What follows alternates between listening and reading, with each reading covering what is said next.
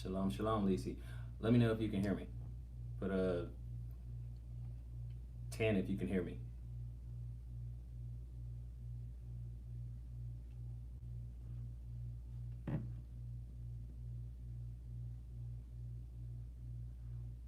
Awesome. Now, is it sort of low? Almost every live stream, someone always say, "What's going on with your volume? What's going on with your volume?" So, is it low, or do you feel like I need to yell, or let me know?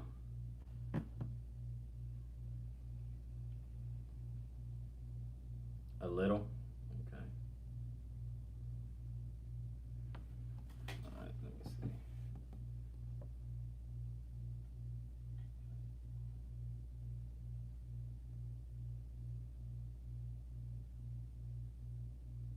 Okay.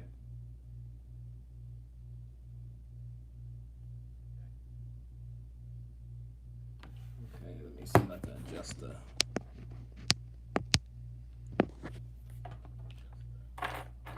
Okay. How's that?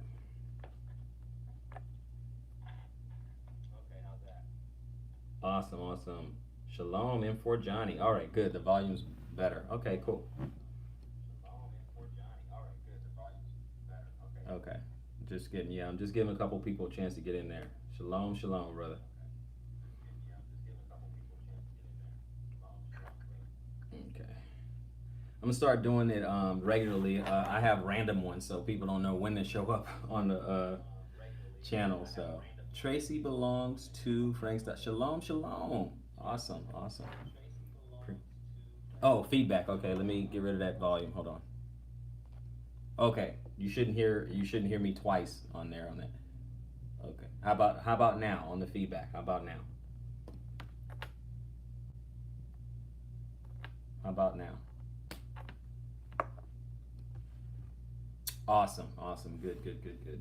Okay, cool. I want to make sure. Just wanted to make sure. I'm gonna do the second part. Thank you, for Johnny. Thank you. Tracy belongs to Frank Stockton. All right, I'm gonna get my spot.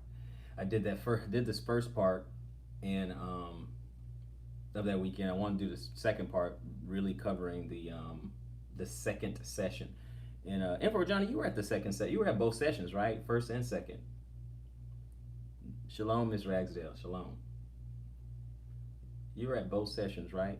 Yeah, that's what I thought. I remember seeing you like at both sessions. So I got you. So I'm gonna talk about a little bit.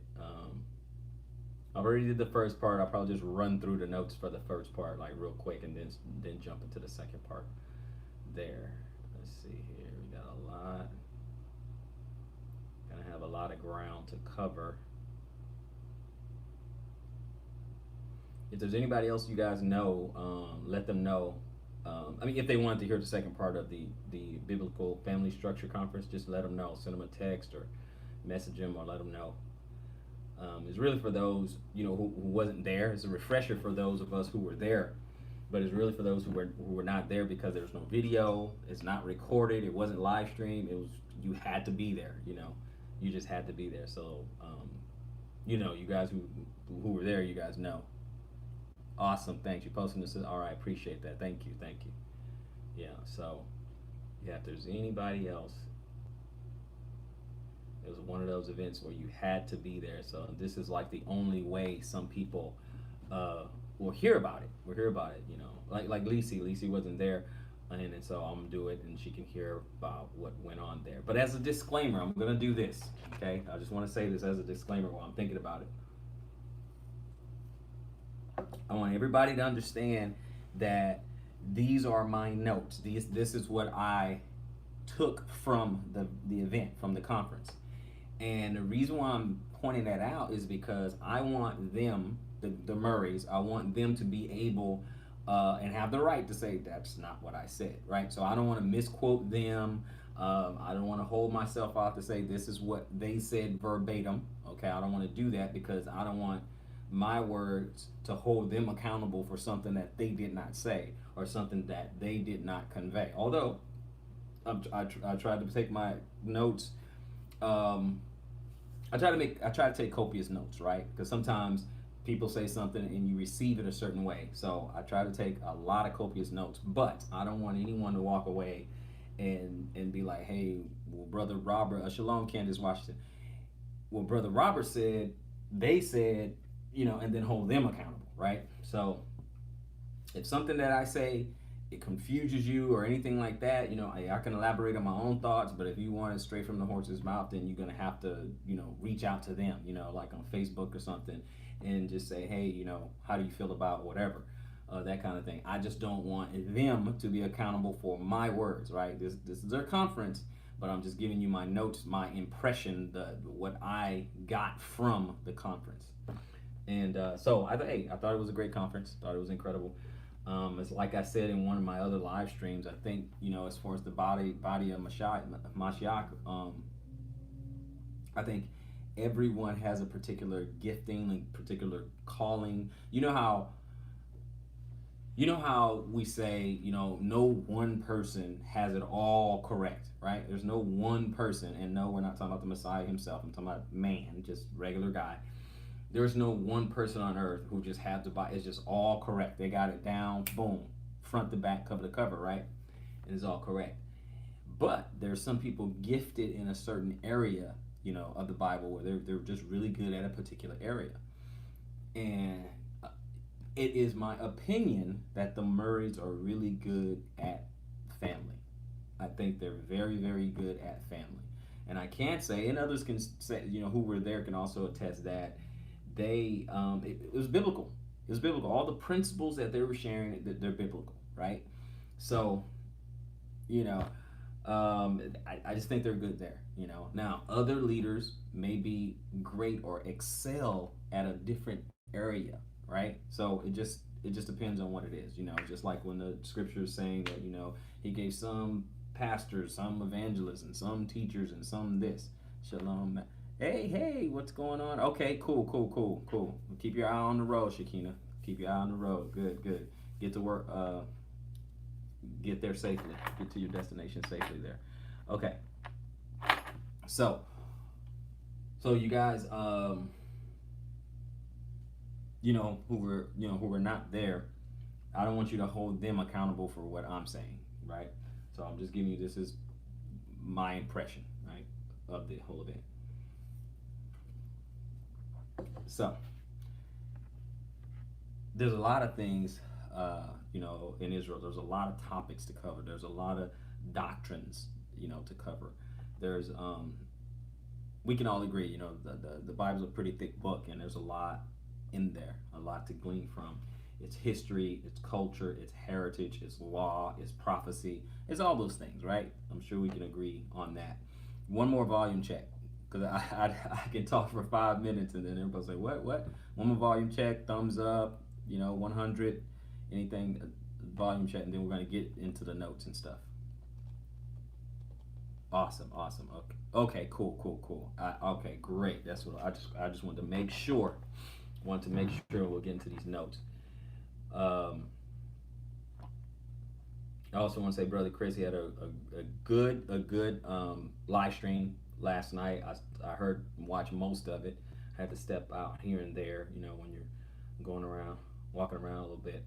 But it was a great message. And what we're trying to do is we're trying to cover, the Shabbat, right? We're trying to cover the Shabbat.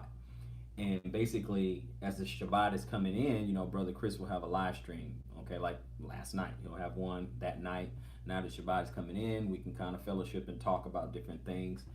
And the next morning, okay, some of you guys, I'm not, naive. I know some of us, we watch other channels and things like that. But in the morning, Shabbat morning, we give you an opportunity to watch other live streams. I think, some of you guys watch Spiritual Combat, and he starts really early, like 8 in the morning, some 7, 8 in the morning, something like that. He's on Florida time.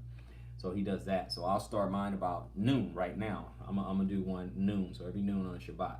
But that gives you guys windows to do your Sabbath classes, rest, spend time with your family, things like that. So I'll do mine.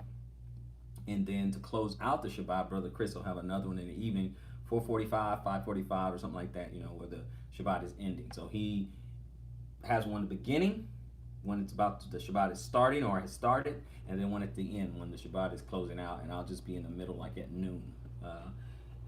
Again, it just gives everyone's time and give something to do on the Shabbat. What are we doing? We're learning, fellowshipping, and praising the Most High, and most importantly, resting. Right? So that's what we do.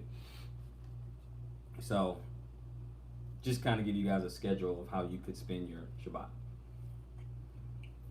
fellowshipping with us. So the biblical marriage structure, just as a little recap. Okay, I'm gonna go over a little bit of it. Okay. They were saying, now I'm gonna read through some of it and then I'll slow down on part two. I'll let you know when I'm talking about part two. So I'm just kind of read through just as a recap, okay? And I'm doing this for the benefit of those who were not there. But the idea was that patriarchs must rise and create tribes. So every man have to rise up and start creating tribes.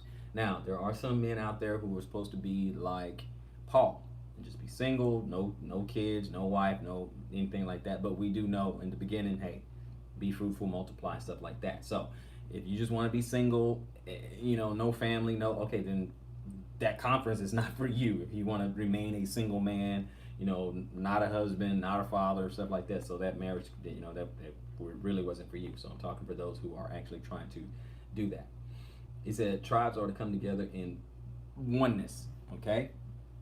If I have a family, and I do, if I have a family and I'm a patriarch, then I fellowship and assemble with another family, another brother, another patriarch. He has a family as well. That's how we come together in oneness and fellowship. Come together on the feast days. Come together on a Shabbat or every other Shabbat or whatever. But you fellowship so you can grow one another, right? You grow closer to Yah. You grow closer to one another, so on and so forth. So that's where you can get your oneness. Family is the man which is in his family is the man which is in his testicles, which produces oneness, or the Elohim principle. Now you have to have their books to know what they say when they say the Yahwistic or Yahweh principle or Elohim or the Elohim principle. You got to have the books to really understand what they're talking about, because they even have a phrase that they use, the satanic thought system. So, but that is contained in their books. Okay, so you will either participate in this matrix power structure or you will yield your members to the most high power structure. So how you grow and build your family, it's going to be based on whether you adhere to or subscribe to the way America says marriage ought to be. Or you can go with what the Bible says marriage is. So in America, what is marriage in America? What is marriage in this Western mindset? What is it? What religion teaches marriage? How do most people see or view marriage? See, so I mean, you guys can comment on that too. How do we see marriage today? Okay, outside the Bible, how is marriage looked at? Okay, so it say you're either participating in this matrix power structure or you will yield your members to the most highest power structure. Exactly. So follow in that order: the Father, the Messiah, husband, wife, children. That's what it is. That's the structure of marriage, right? But in this society, it's a lot. Marriage is however they feel, however you feel. Marriage is that's what it is. Okay, obviously traditionally, one man, one wife, 2.5 kids. I'm not sure how you have 2.5 kids, but 2.5 kids, and so on and so on. And that's marriage. You stand up to a judge or a pastor, say, "Oh, you guys are dearly beloved. We're gathered here," and you're married. But that's not necessarily it. Okay, there is oneness after great tribulation and trial. Yeah, there could be oneness when you in your marriage. You can go through some things, pretty tough things or whatever, but you can achieve oneness. Shalom, enlightened one. Shalom, family. Okay, so you can achieve oneness in there. The process can't be hacked. The process is male and female becoming one. Exactly. You cannot, that oneness. Okay. This word just like same sex, man. You can't have oneness there. It's just not possible. You can't hack the system. It's not possible. You can't do it. I know you think you, yeah, it's just not possible. We're not going to go there. Uh, Once you have been a successful son, he then your father assists you in becoming a successful husband and a father and so forth. Okay, so it's just saying succession, and I'm gonna talk about that over in session 2 or whatever. Because some people say, well, is it too late for me? I lost my father when I was a child, or my dad ran out, when I was young, or he abandoned me and my mom and all that. So what about me? Well, that can be fixed. Okay, shalom, shalom, Hasali. That can be repaired. Okay, a couple of ways, and I'll talk about it a little bit more later. But it can be repaired. Um, Thank you, Danny Williams. Shalom, shalom, family. Blessings to you and your household, brother. Um, but that can be fixed. That can be repaired. For instance, you can find a mentor. Okay, even in the secular world, they'll say, if you want to learn how to invest in real estate, you want to learn how to invest in, the stock market, or learn how to do anything, you find a mentor. So the same thing is true if you want to, uh, you know, learn how to be a mentee slash son to someone else. Then you go to an elder, and you have that elder, someone who you highly respect, you have that elder be your mentor, right? And so you just go from there, right? Or you can have a fellowship, okay? And I'll talk about that a little bit more when I get to session 2. We'll talk more about that. It'll come back to me. All right, so there's ways you can do that. Okay. Yep, die of your own will and live for Yeshua's will. Definitely. He said that, he who saves his life shall lose it, and he who shall lose his life will find it. Quinta Templeship, shalom, shalom. Happy Sabbath. Happy Sabbath, man. Happy Sabbath. So good. All you guys are in there. So good. Okay. Seed time and harvest time is perpetual, is forever. Exactly. That's what it is. I like how my brother Chris was saying when he was talking about be fruitful and multiply. He was talking about one of his live streams. It wasn't last night, but one of the other ones. He was talking about, this whole idea of, be fruitful, multiply, and all this other stuff. He did, and we go through the curses and everything, but we never see a reversal of that command. We never see a time where, the Most High said, "No, don't be fruitful and multiply. Don't do this. Don't have," because we have kids, we have people who say, excuse me, we have people who say, well, in this kind of world, this is not the time. Don't bring any kids in this wicked world and stuff like that, Missy. But I understand, because I used to say that as well. I do, and the thing is, we're constantly allowing the wicked to outnumber us, and that can be a problem. So you can look at it from the other way as well. The wicked are just outnumbering us, and in order for us to be insulated, at least from a certain aspect, in order for us to be insulated, then we probably need to surround ourselves with like-minded individuals. We probably need to surround ourselves with our family, right? We may want to surround ourselves in an area. Think about this. If you were in an area and everyone's a believer, okay? You're in an area, everyone's a believer.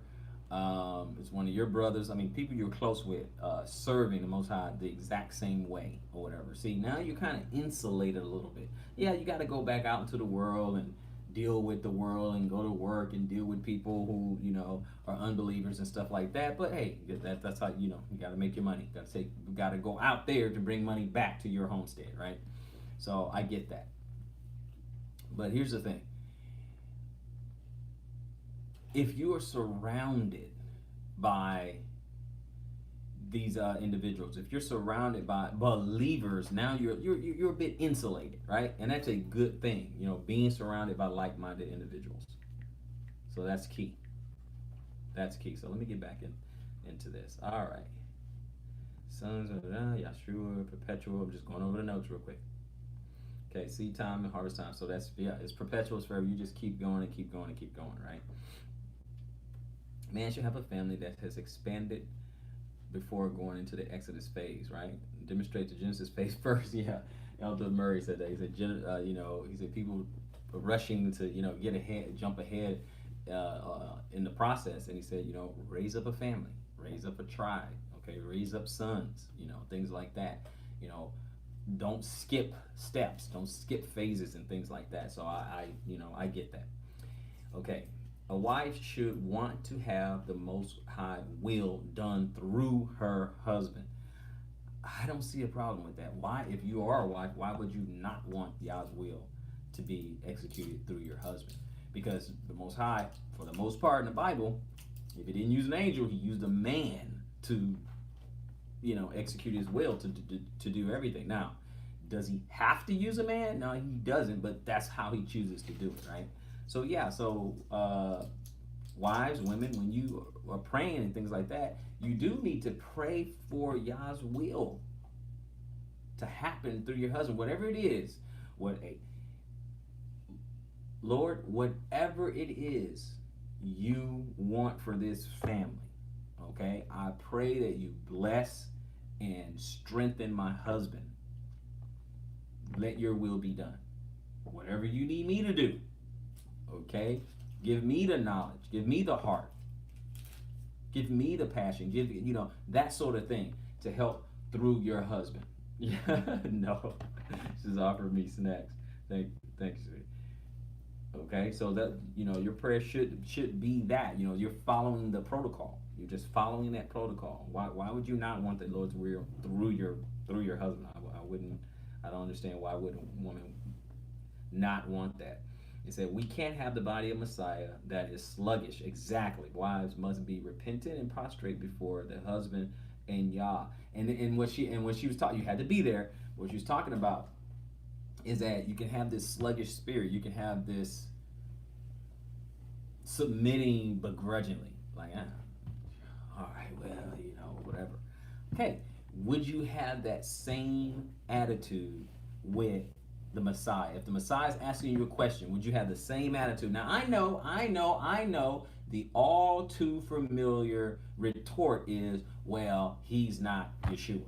He's not the Messiah. I know that. But see, when the Most High gives you a husband, he says, submit to your husband just like you submit to Yeshua, then it is practice for you. Have a real example, okay? Because the Bible even says, how can you say you love God? Is it how can you say you love Yah, who you have not seen, but you can't love your brother who you do see? So it's the same principle, right? So wives, you have a representation. No, your husband is not Yah, okay? No, let's just put that on the table. Husband not Yah.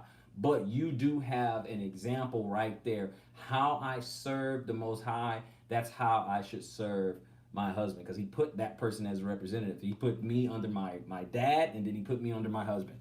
He wants me to be covered. So this is your covering. How are you going to treat your covering? How are you going to treat the person who can allow or disavow every idle word that come out of your mouth? How are you going to treat this person? You see? So that's what she means. So yeah, so if you have any negative thoughts about your husband, his failure is your failure. You're with him. So if calamity befalls him, you are affected. You're affected, right? Give you an example. You have the opportunity to be a chaste woman. You're at home. You're doing your thing. You're taking care of everything at home. You're doing your thing. Your husband is the breadwinner and the provider, like he's supposed to be. Okay? He goes to jail. Aren't you affected? So that's why you don't want calamity to befall your husband. You are affected. Okay? So you should be praying good things. Okay? Being virtuous, being righteous. Okay? Anyone receiving that, put a 100 thumbs up or something. Anyone can understand what we're saying, what I'm saying right there. If you receive that part of the message. Praying for your husband. want his success. His success is your success. 100, okay. Thank you. His success is your success. If he get blessed, you're blessed. I mean, it's your family, your unit. So he said he's blessed, you're blessed. Okay, so the world is trying to make males into females in today's satanic thought system. I don't think we're going to get much of an argument from there. I really don't. I think, yeah, yeah, they are. They don't want you hear things talk about toxic masculinity and the Me Too and all this. You just and feminine. You get all this stuff is just really trying to tear down the male, and they are doing a great job at it. They're tearing down the male. They're doing a great job. Okay. Any man that tries to make a man into a eunuch will have their sons cut off. This is what I took from one of the things that Elder Murray said. That's what he's talking about. You know, don't try to turn a man into a eunuch. If a man is destined to be a patriarch, destined to be a righteous leader of his home, don't get in his way. He said, I never realized how big that was until I heard you brothers talk about it. Yeah, absolutely. Yes. Yes, Tracy belongs to Frank Stockton. Absolutely. So, don't turn a man into a eunuch, right? Don't do that. Okay. Said, all right, the system is aware of us, but will soon come for us. You must have, the system is aware of us, but will soon come for us. Shalom, shalom, Rosie, UK. Where are you? System is aware of us, but will soon come for us, and you must have a piece of land or Goshen as a haven. That's what I'm talking about. You got to insulate yourself. Shalom, Brother Derek. Shalom. You got to insulate yourself a little bit. Now, that's how you set up this bar. Okay, let's say we go in one area. Let's say, let me pick somewhere. Let's say El Paso. Okay, El Paso, Texas. And we got 10 families. We're all serving the Lord. We're all doing it. Everyone has a plot of land, right? Out in El Paso somewhere. I'm just saying. And we all have a plot of land. Okay, you got a patriarch and his family, his children, his wife or wives. You have another one, then another one. You have 10 of them all around. We're within a 20, 30-mile radius of one another. Okay? And it's growing because other people are kind of hearing and they want to be around like-minded individuals. Something happens, okay? Civil unrest, economic unrest, dollar collapse, whatever the case may be. But now you are around one another, okay? Now you're around one another. Now you have, and everyone's growing stuff, right? But things are a little bit different. What we're growing is a little bit different. One person may have a bumper crop or surplus of potatoes or corn or carrot or something like that, but someone else may have kale and cabbage, you see what I'm saying, and radishes and things like that. Another one may have fruit. They may have cucumbers and watermelons and cantaloupes and stuff like that. But now look at what we can do. That's called a bartering system, right? Now we're bartering. Now we have different things, chicken, eggs, goats, cows. Now we're bartering. Now you have a little bit of a haven, a little bit where we can communicate with each other. We can barter with each other. We have things to trade with one another. Someone may have grains, barley, rice, flour, beans. Does that even make sense? Do we get what I'm talking about? Does that even make sense?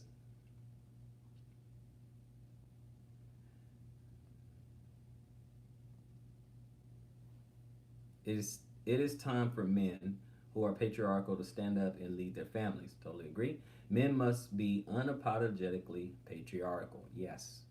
We're charged with trying to protect our homes, protect our families.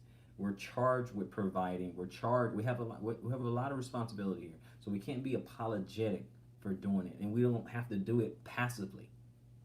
It's not necessary that we do all this passively. It has to be done. Okay? Husbands may need to sit down and have a chat with their wives. A new covenant must be made. The wife assimilate to the old husband. I said this before, and he should announce the death of the old man and ask for assimilation to the new man. Okay, I on the first one I kind of talked about that men sometimes when you come into this realization as men, you may have to sit down. Absolutely. The way my great grandparents lived in the 1800s and early 1900s, the community took care of each other. Absolutely, Tracy, Sister Tracy. Absolutely. So let's see. It says, right. I was talking about the husband sitting down with a wife and say, look, I'm a different person. Basically, just letting her know that, hey, I'm a different person. I apologize because I've been transitioning and been hard for you to adjust, but I'm a new person. Basically, I killed the old man. So I'm asking you to have a covenant with the new man that I am and that I'm becoming, basically. So, and sometimes that's the reason why you have a lot of resistance, man. When you're changing, you're growing, you're developing, you're coming into your own, and you get a lot of resistance because your wife she doesn't recognize the new person you're becoming because she had a covenant or agreement with the old person you were. So you may need to sever that and start a new one. Okay. Of course, it says the old husband essentially worshiping his wife through emotional manipulation, holding his tongue, not declaring or setting policy, not really saying anything. Because a lot of guys, I tell you, a lot of guys, and I am guilty as well, where I would bite my tongue on so many different things. Why? In order to just keep the peace. Because me, I hate bickering, I hate fighting, I hate arguing. I really do. I can't stand it, right? So I would just avoid, bite my tongue, just, okay, I don't say whatever, walk away, stuff like that. And it's not a matter of like being passive. It's just a matter of I don't feel like fighting, okay? It's just exhausting, right? But if things are out of order, sorry, man, you have to check it. You have to deal with it. If they want to take it there, then you just got to go there and nip it in the bud and get rid of it and just handle the problem head on. That's unfortunate, but that's what you got to do. So, I mean, that's where I am. I don't like arguing and fighting, but if something's out of order, or something needs to be dealt with, then it's just going to get dealt with, and that's it, okay? Try to make it quick and swift. Okay, every household has to be put back in order. That's what we're talking about. It is empowering for women to function as they were created to function. Absolutely, that hits home. And I think a lot of women who are listening to messages, such as this or Sister Gina's messages and things like that, and understanding our role and understanding and seeing the blessings within that role, then I think women are being empowered. Like, okay, it's okay to be meek. It's okay to love my husband. It's okay to love my children. It's okay to be the weaker vessel, okay? It's okay to function in the way that the Most High designed me. Oh, that's okay. Yes, it is okay. That's why I say it's very empowering, because you would have the enemy or a wicked woman tell you that it's not. Oh, you're just a slave to your husband and you can't do nothing. You don't have your own mind and you got your own opinions. Because you have that out there, right? So, yeah, it's very empowering. Okay? Women should not give safe harbor for any thought or feeling against her patriarch or her husband, okay? You shouldn't. Y'all should talk about it. You should get it out. You should not harbor negative emotions, right? Just like I should not harbor negative emotions about the Messiah. I shouldn't. I need to get that straightened out if I'm feeling any kind of negativity. It is best for a woman to express what is bothering her in order to get it up and out of the household. Y'all should talk about it. Definitely. Husbands are to take it on the chin with a grin and gird up your loins, because sometimes it may come out kind of ugly. So you want to deal with it, let them get it out. Okay, you done? All right, let's deal with it. And you take care of it. So women may need assistance with bringing their emotions into subjection by elder women or sisters of the same mindset. The key is of the same mindset. Women, sometimes I know you want to talk about certain things because it's bothering you.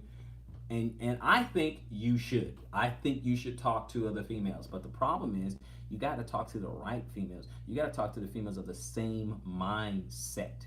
Okay? You can't be in this faith and then talk to someone outside the faith and expect to get a faith-based answer. Okay? I used to say a long time ago, if you have a Hebrew problem, you can't go to the Greeks to get an answer. Okay? They don't sympathize with your plight. So you can't just go with anyone, okay? You can't just go with anyone.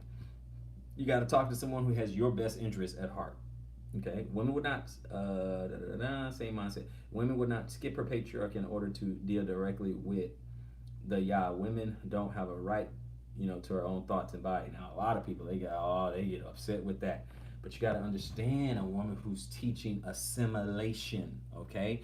The reason you have a lot of friction in relationships, you get a lot of friction, is because there is no assimilation. Everybody has their own thoughts. Everybody has their own opinion. Everybody has their own, okay, so which way do we go? My opinion is we go left. Her opinion is we go right. Which way do we go? Oh well, well, you, we can go right because you said so, but I just wanted to be heard. Then what was the point? What was the point? Because you wanted to be heard? Because you just want what was that? This is where we're going. We're going this way.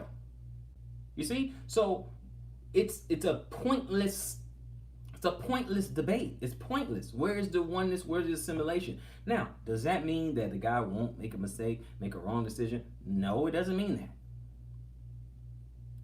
He's not always right, but he's always accountable. Always accountable. He's always the cover. Y'all never switch places on who covers who. It never switches places. So it's a heavy burden, and I just don't think some women can appreciate that. It's a heavy, heavy burden. Okay, let me get back down. Every time I sit this thing down, it closes.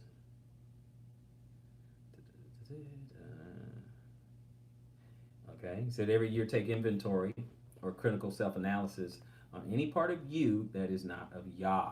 Okay, gardening your mind.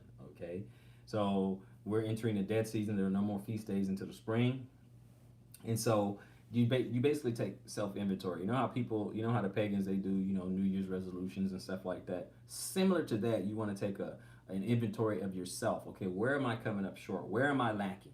What's my problem? Okay, and then you work on those things. Okay, through prayer and supplication. During the dead season is good because you're not outside quite as much as you want to be.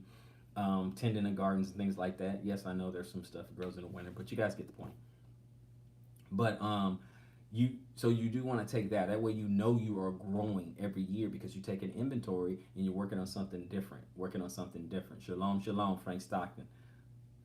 Okay? Every man will be judged for the time Yah has allowed him on earth. Serve Yah or the world. Exactly. So at the end of the day, men, you got to make sure that you're on the right track. You got to make sure that you are serving the Father despite how other people feel, despite what other people think of you.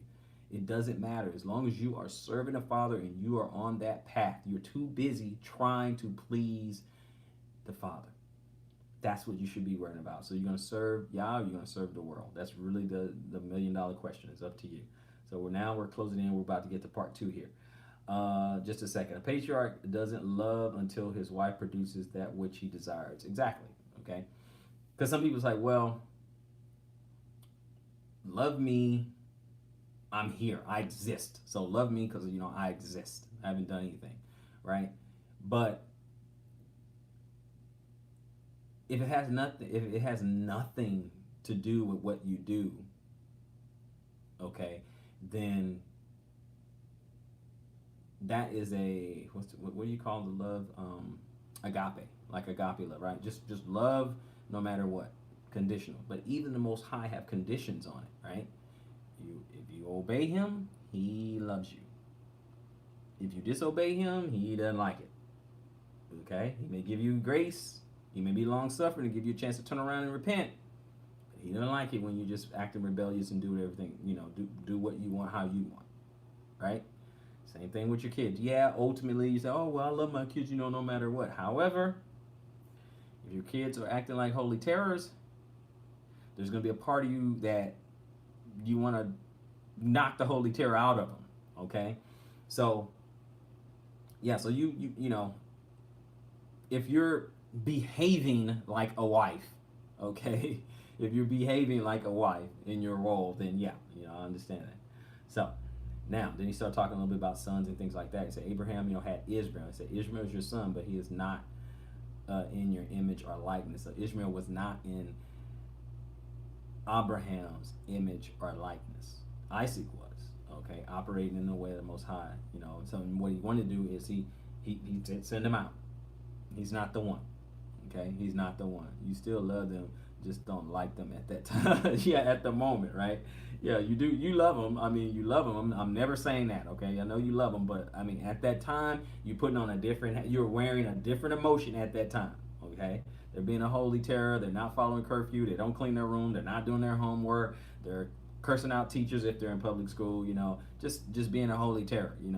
Yeah, trust me. You don't become awash with these emotions of love and everything when they're doing that. Okay, so no, no. Uh, and then the end of session one is a man is a family and he has a family within him. He has a family within him. You guys know what we mean by that. So now we're going to get into session two. Okay, so any questions, concerns, anything about session one? I just wanted to do a quick recap on that. Any questions, concerns before we move forward? Because we are going to go to session two. Let me go to the YouTube there. Okay, any questions, concerns, anything? All right, awesome, M4 Johnny. All right, cool. Nothing right now. All right, great, great, great, great, great. All right, we're going to continue. Let me go back to my notes, and we're going to go back to the notes and go session two. Hold on here. Okay, here we go. Let's see. Session two. If we're ready, here we go. Now, this is going to trip some people up, but it won't trip the people who were there, but it'll trip some people up. When Imagina said, the woman should not be seen. Okay? Now, I'm going to pause for a second, but she said the woman should not be seen.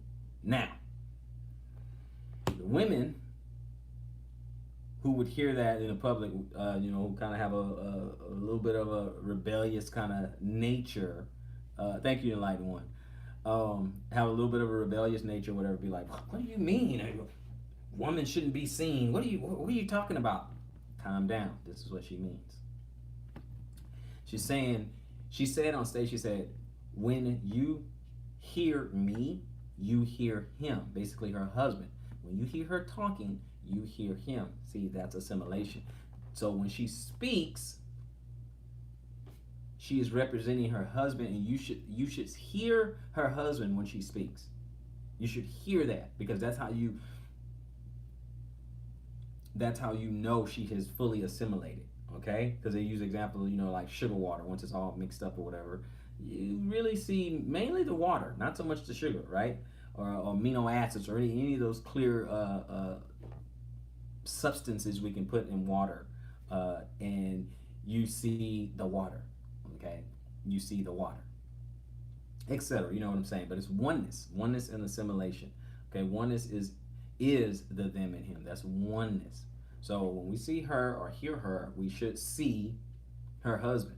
Just like when a man speaks and he's talking the word of God and he's representing that, we should see Messiah. We should see that. Just like when Christ said, if you see me, you met the Father. Okay, so everything they were saying were very biblical. It had very, very biblical, right? So when we see Christ, if you see Christ or you hear Christ, you hear the Father. You've seen the Father, because they are one. And just like the woman is his rib, the woman came from. You are supposed to assimilate to your husband. Right? So man is in the image and likeness of the Father, right? But women came from the man, from his rib. So her job is to try to assimilate and to achieve this oneness with her husband. Because I can tell you this, I doubt in the day of judgment that he's going to ask you, well, how many times, shalom, shalom, Brother Pilgrim from South Africa. I doubt he's going to ask you, how many times did you get in your husband's face? You put him in his place, right? You told him what was on your mind, right? I don't think the Messiah is going to ask you that in the day of judgment. I really don't. Now, he might ask you, were you a virtuous daughter? Did you submit? Did you keep my law, statutes, and commandment? Did you honor your head? Things like that. Things like that. Because we're all asked to do a tough job in our roles as men and as women. We're all asked to do a tough job. He didn't always ask us to do just easy peasy little things. It's to develop a certain character in us.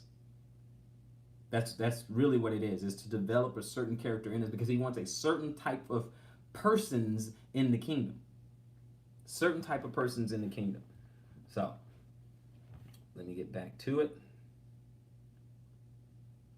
When she speaks, you should hear her husband. That's what we're saying. Women must expand their idea in him.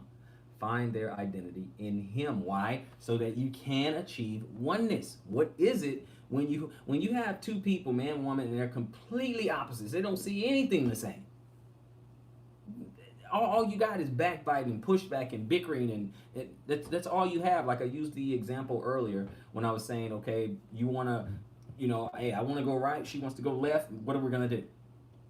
Okay, so we really gotta. I mean, if you're trying to get peace, and some things are just not that important, exactly, you get chaos. If something is just not that important, let it go. Let it go. You don't have to have a fight about everything. Achieve oneness and assimilate. Okay, that's it. So I'm asking women, look, if it's not that doggone important, then let it go. Now, if you're driving and he wants to go right and you're saying, no, we need to go left because the bridge is out on the right, then yeah, that's important. That's important. But the other stuff, it's not that important. That you have a little peace in your home. It's not that important. It says there should be oneness with the sons to the fathers. Now, that right there, yeah, I love that. There should be oneness with the sons to the fathers. Dualities with mixed seeds, or like stepsons and stuff, can cause a break in the brotherhood and the sons and things like that. Sons should obey the commands of their father. They should. And patriarchs are to order the household. You know what? I want to get something. I want to get a little scripture on this if I can find it. Let me see. I want to go get some scripture on that. Because I heard us read a nice 4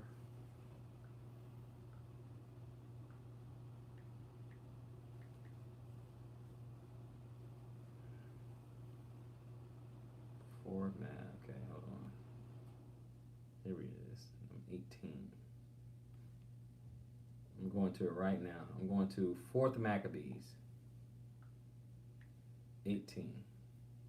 I just found this interesting how a mother was talking about this mother. If you guys read the Apocrypha, it was a woman who had the 7 sons, and each of them were executed, before the Greeks and stuff like that. And she was,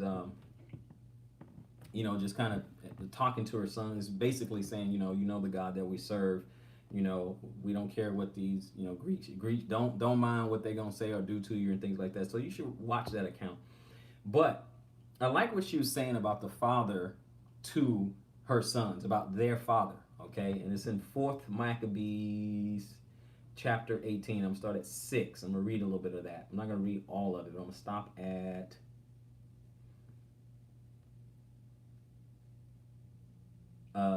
19. So I'm gonna start at 6. Okay, so at 6 it says, the mother of 7 sons expressed also these principles to her children. Okay, mother of 7 sons. So the 4th Maccabees chapter 18 verse 6. Quote, she said in verse 7, she says, I was a pure virgin and did not go outside my father's house, but I guarded the rib from which woman was made. Okay, so she protected herself. She remained virtuous. She remained chaste, right, her whole life, for which woman was made. No seducer corrupted me on the desert plain. No, nor did the destroyer, the deceitful serpent, defile the purity of my virginity. So she was not enticed. She was not led away. Nobody took advantage of her. She didn't fall for swaggerlights. She didn't fall for any of that stuff. In the time of my maturity, I remained with my husband. And when these sons had grown up, their father died. Okay, when the sons became adults, the father died. Now it says, a happy man was he who lived out his life with good children. These are heirs, okay? This is, good children, and did not have the grief of bereavement.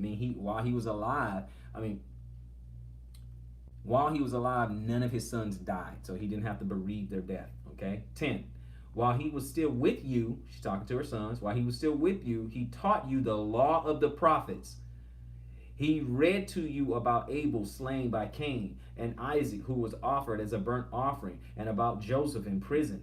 He told you of the zeal of Phinehas, and he taught you about Hananiah, Azariah, and Mishael in the fire. He praised Daniel in the den of the lions and blessed him.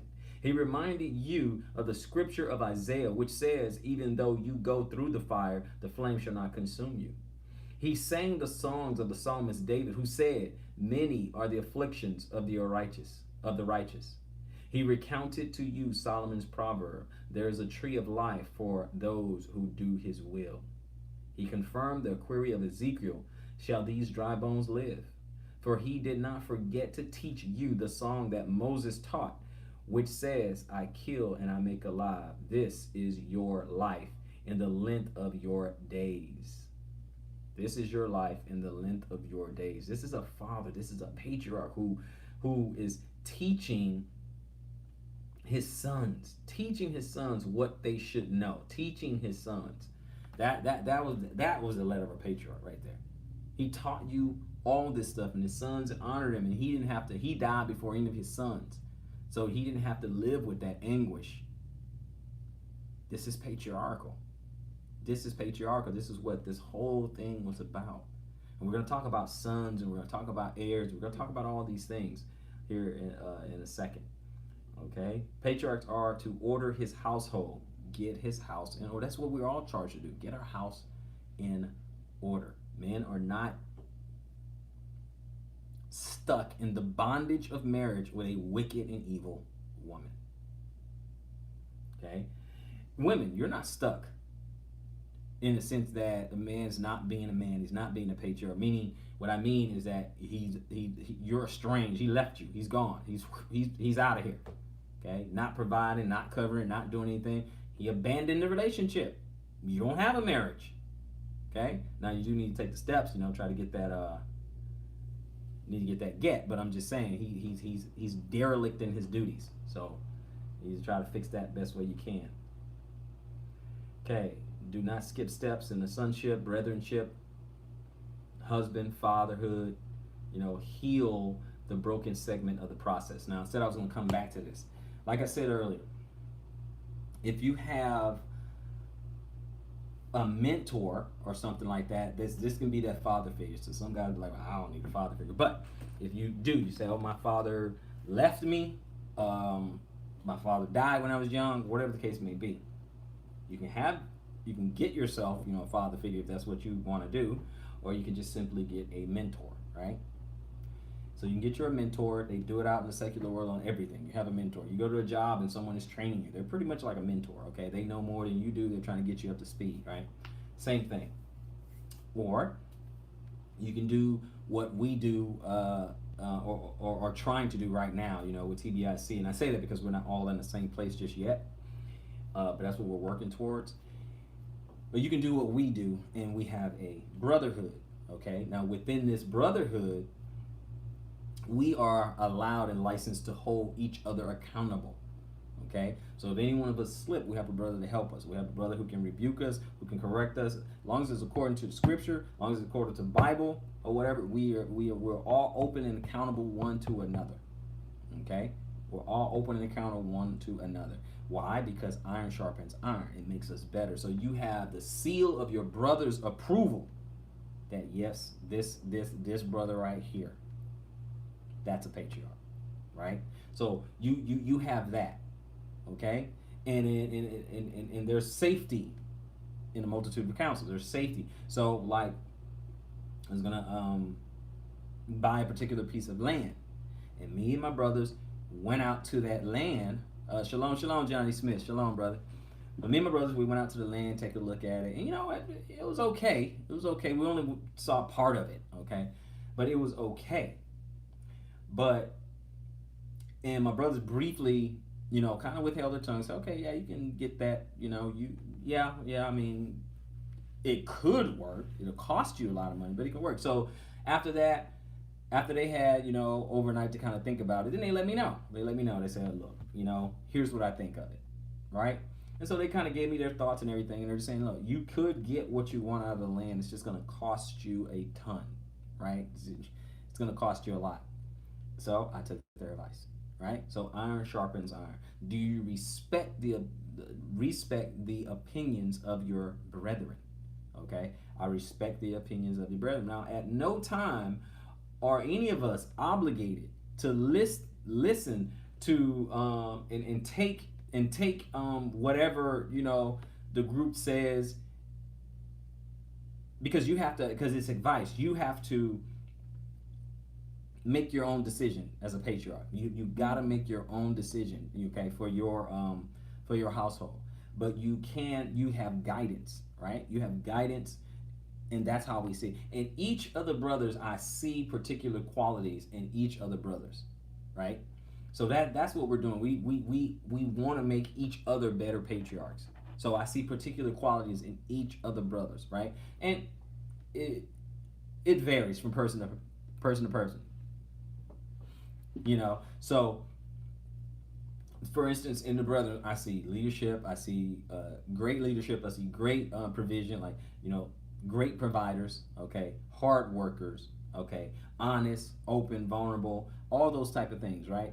I see all these things and all these qualities put together, okay, helps the group as a whole, helps each patriarch as a whole. Okay, everyone has a particular knowledge in a certain area, and so what, we lean on that brother in that particular knowledge. We lean on that brother for that. Okay, you've been building, like for instance, I've been interested in building with Cobb. Okay, building Cobb and earth homes and things like that. I didn't know, I didn't know one of my brothers has experience with that and actually built structures that way. Okay, so guess who I'm gonna learn from when I get out there? Okay, that's what I'm gonna do. Hey, I'm in your hands. What project you want to work? Direct me. Boom, I'm on it. Okay. He also know how to do framing. Okay, so guess who I'm gonna learn? Okay, my brother Chris and Fallen Yeshua, gardening, has been gardening for the last couple of years, and he's been able to grow and get crops and know how to turn it. And he went through some growing seasons. He's seen when things didn't go well, and he's seen when things went wonderfully. Okay, he's been studying it and he's been doing it. Guess who I'm gonna lean on when it comes to gardening? You see, so that's the kind of stuff that I'm that I'm talking about. Okay, that's what I'm talking about. So like I said, Brother Manny, one of the most generous, humble guys you can ever meet. Brother Andre, man, this guy's a tremendous, kind-hearted person, a great provider. Okay, a fantastic provider. The dude, just bar none. So I love all these brothers for different reasons, and I count myself fortunate, to be in their company. Count myself fortunate to be in their company. Okay, so that's how you do it now. That's how you can seal, that patriarchal role, because you got other people holding you accountable, holding you up. Keeping you on track, keeping you towards your goal. You said you wanted to get your own land. Okay, let's get to getting. You said you wanted to build. Okay, let's get to building. You said you wanted to put in gardens and have more kids and all this. Okay, what are you doing? What's going on? Okay, making you better. Okay, so you can get a mentor or you can get a brotherhood. You can get a mentor or a brotherhood. It's up to you, however you want to do it. Okay. Next thing they talked about was arranged marriages, and I did a live stream on that, so I won't spend a whole lot of time on there. But mate selection, okay, allow someone who knows you better than you know yourself, okay, to choose your mate. Now, I know some people think it's barbaric, some people think it's archaic, some people say it doesn't work. Then how is the traditional way working out for people? What's the divorce rate in America right now? What is the divorce rate in Western society? I'll wait.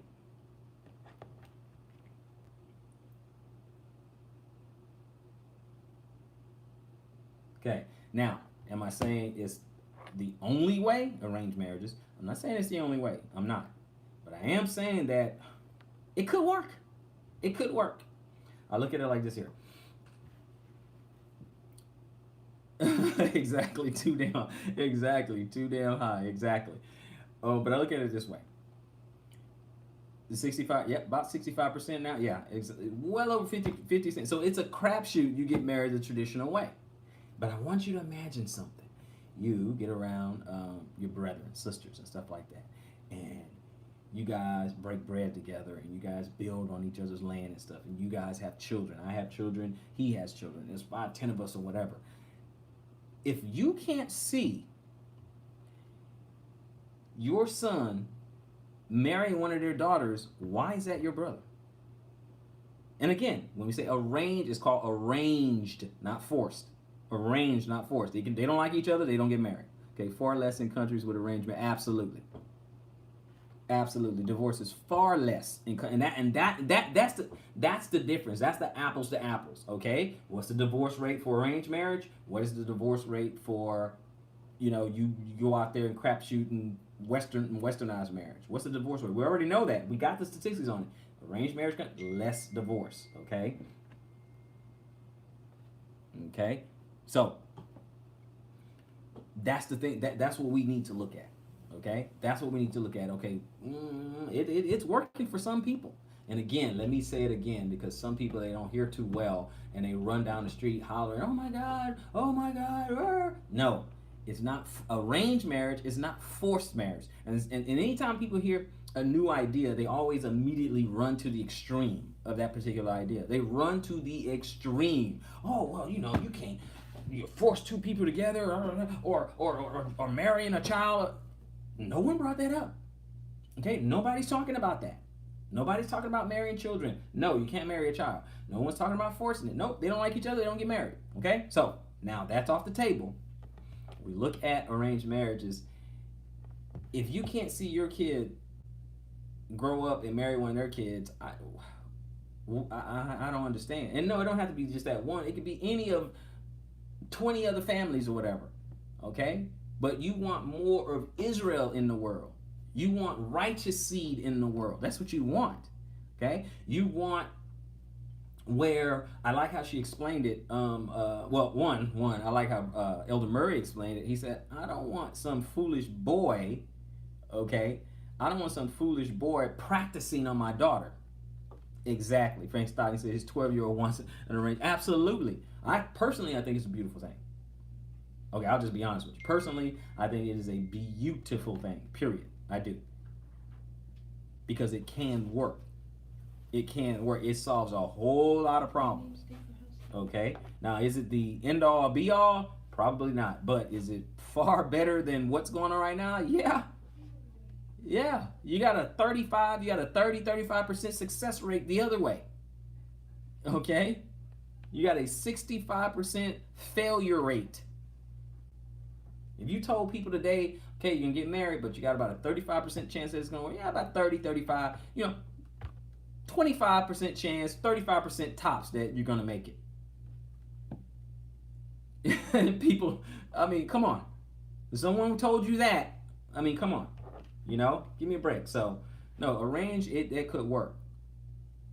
And if you're talking about being in a community, not necessarily the exact same land, but just in a general, facility, living within an hour of each other or something. And this little girl grew up with this little boy, or knowing this little boy. She knows him. She knows him, because you're talking about you're fellowshipping. Okay, she knows this young man. This young man knows this girl. Okay, she knows him. Right? So we gotta. I don't know. We're behind the 8 ball. Just like they were saying, you got a 16-year-old, and she don't even know who her husband's gonna be. You're behind the 8 ball. So that's how I was feeling. So that kind of hit home there. So absolutely. And they also brought up the fact that little girls. And women, maybe some of you guys can attest to it. Little girls grow up thinking about marriage. They grow up 5, 6, 7 years old. They're always thinking about, the wedding dress and all the. They think about that when they're playing with their dolls and stuff. What they're playing house. They're playing, mommy, and they have a little daddy doll, and then they have little babies. Or when they have a little baby doll or something, they're feeding it and changing it, pretending to change its diapers and all that. They're already thinking about family and stuff like that. Already. So you can take that pressure off of her. She don't have to fall for, just like we read in the 4th Maccabees 18. She don't have to fall for the foolishness of foolish men out there. She don't have to try to cry for attention or anything like that. She don't have to dress provocatively to get the attention of another man. Her future, I got a husband. I'm good. I got a husband. See, the thing is, you got to look at it from another perspective. You cannot keep looking at everything with these Western eyes. You can't keep doing that. You're going to miss the entire boat doing that. You're going to miss the idea. You got to really think about these things. You really got to think about it. So anyway, that's arranged marriages. So we'll move on. We'll move on. Because I did a whole video just on arranged marriages. So patriarchy begins with mate selection. Okay, let's see if you guys agree with this. If you had the wrong wife, you will produce the wrong seed. I'm going to stop right there. Does anybody agree with that? You have the wrong wife, you're going to have the wrong seed, the wrong children. Okay, how many people know the quality of your life will depend on the quality mate? Thank you, M4 Johnny. Okay, the quality of your life is going to depend on the quality of your relationship. Does anyone agree with that? I'll wait.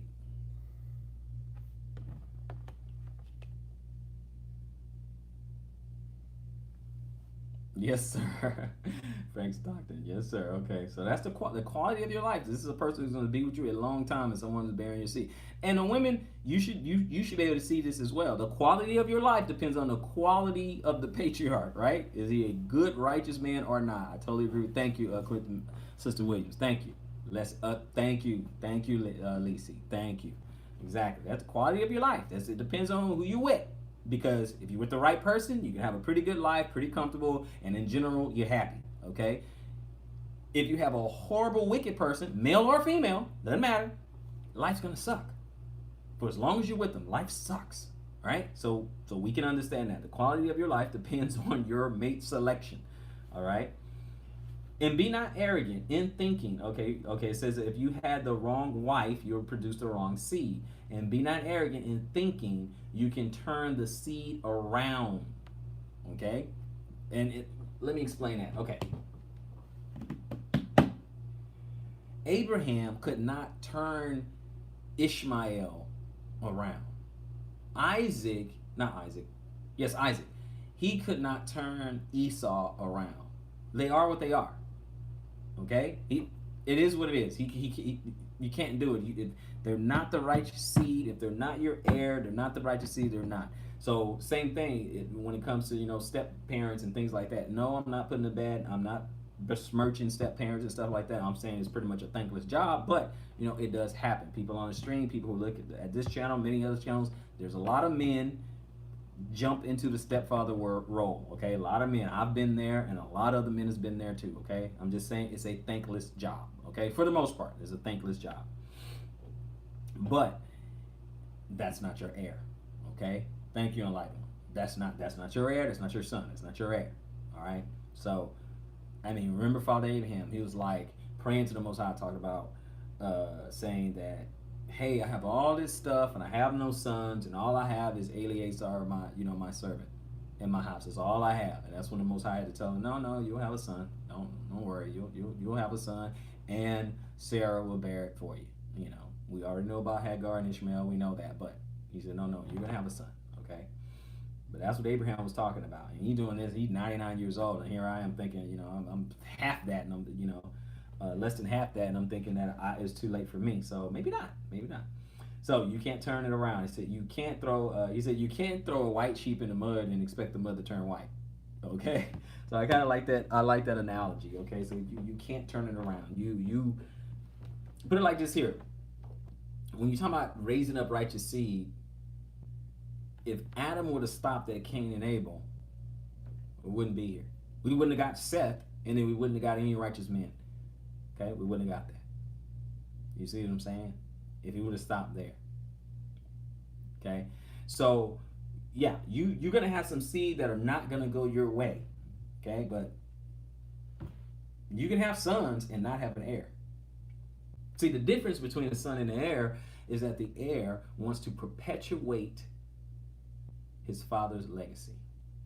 He wants to carry that name and perpetuate his father's legacy. He wants to please his father. When you look at old movies, and like in the Victorian age, you know, where there's knights and kings and all this other stuff. You want to go back to a time like that and look at how all these how the sons address and honor their father. You're supposed to have that in Israel. You're supposed to have that where, you know, you want to please the father, because it's a reflection on what we're trying to do with the Almighty, with the Most High. It's a reflection of that. So you want someone, you want a son that reverence his father, who beckons to his call, who hears the call, and he heeds his father's words and his wisdom.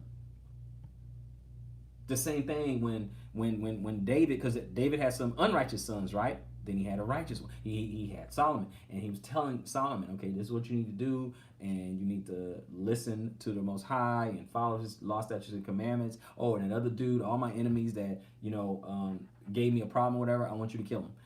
You get my point. So I'm just saying, you want to take the heed of the word of your father, okay? You want to take the heed of the word of your father. Let me find something real quick. Hold on. See what else we have here. Yeah, so you can't throw a white sheep in the mud and expect the mud to turn white. Okay, yeah, if he's not an heir, he's not behaving in that manner. It's just how it is, brothers and sisters. That's how it is. You're trying to bring up an heir. Like, I have a son. Okay, I have a son. I don't have an heir. I have a son. I don't have an heir. Not because he's a bad son. By the world standard, he is an exceptional son. An excellent son. Okay, magnificent, brilliant, bright, strong, handsome, smart. He's all those things. But he's my son, not an heir.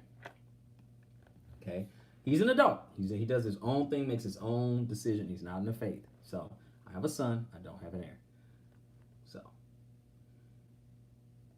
an heir is one who wants to continue your legacy, wants to be you, wants to please you.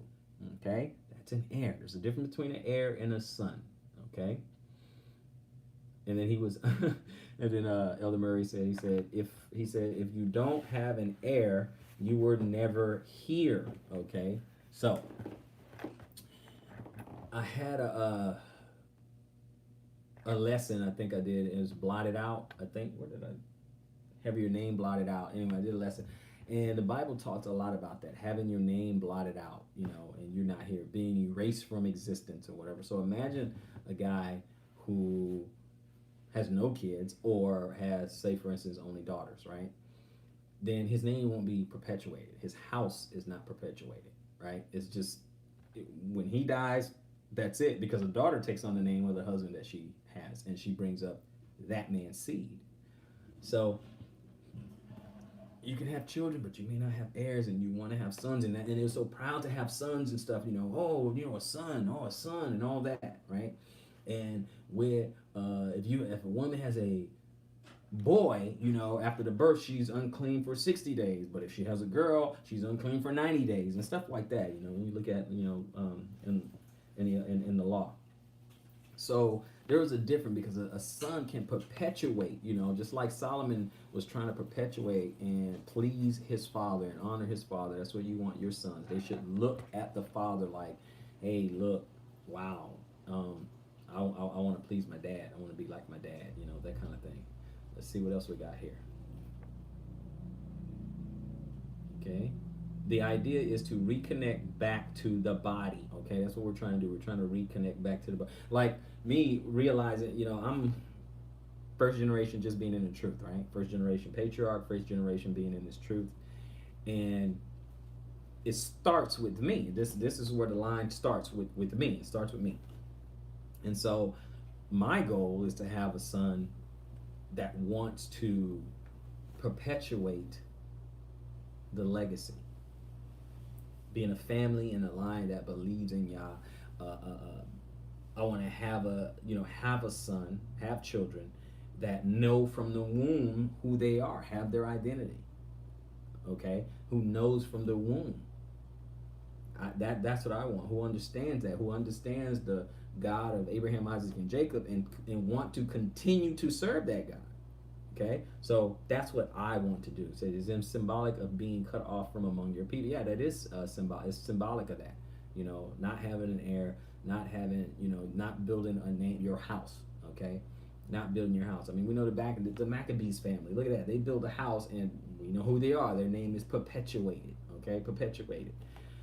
The Levirate law is in place because it is important for your father's line to continue. That's why you have that Levirate law, and the brother, doesn't matter if he's married already or not, if his brother dies without having a son, he's supposed to go and marry his sister-in-law. Now she's supposed to become his wife and bring up children. So his brother's name will not fall away from Israel. So his brother's name, so that's how important that is.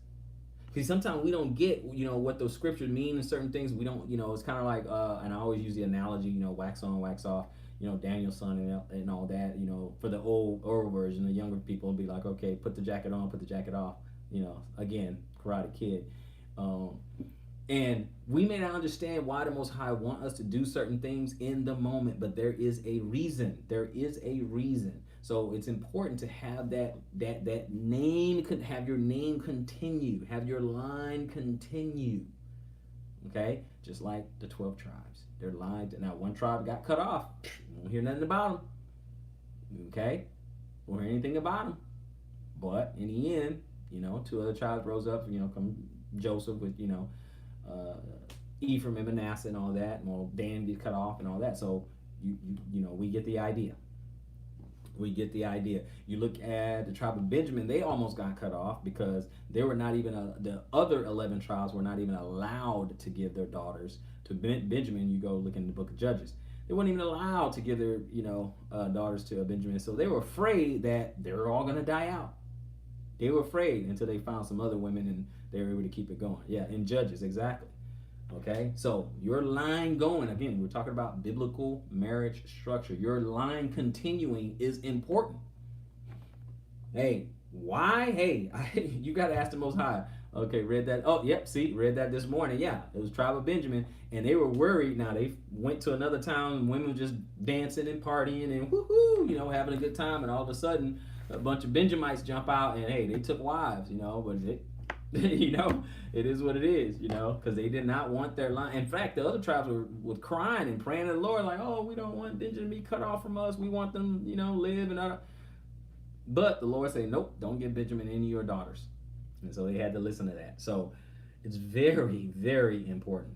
Okay, so he said, next idea, he said, you should arrange for your children to marry when you find out. They asked him a question. Someone in the audience asked Elder Murray a question, and they said, Elder, you talked about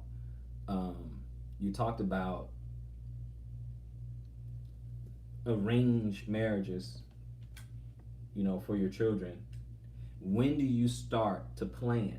And he answered. He thought just for a second. He said, when I find out my wife is pregnant. So that's how fast, that's how soon you start planning that.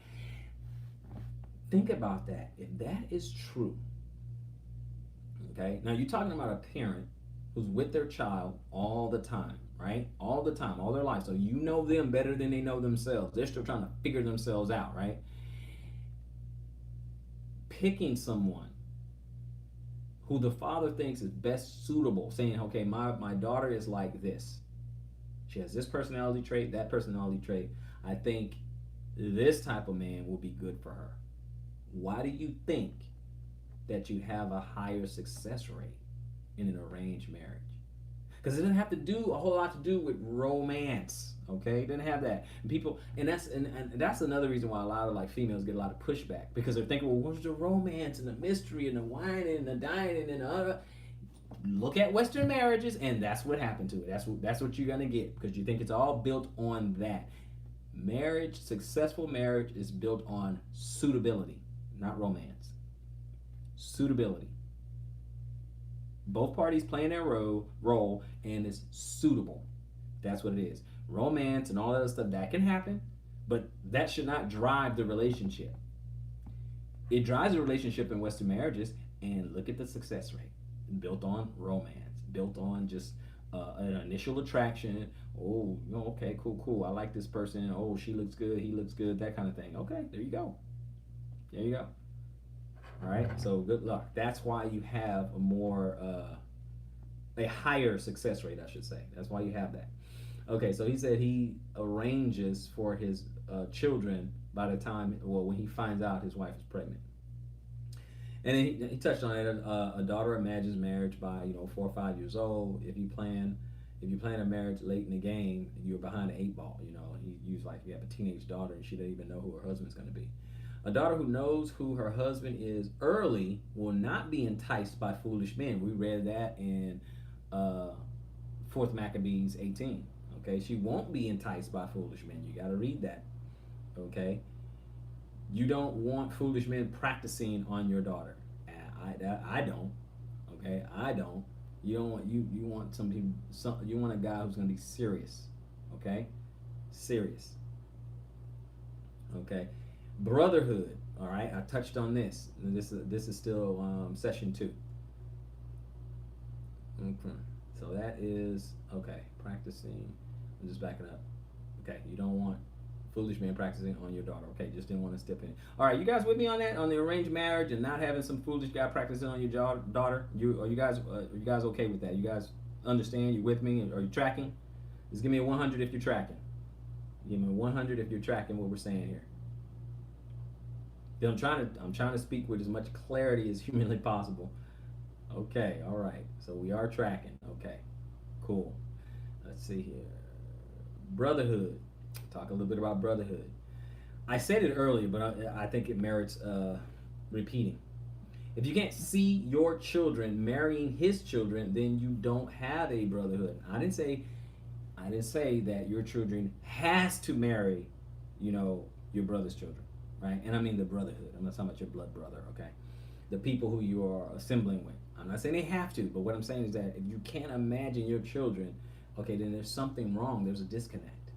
Okay, if you're bringing up righteous children and another patriarch is bringing up righteous children, why would you not want that union to happen?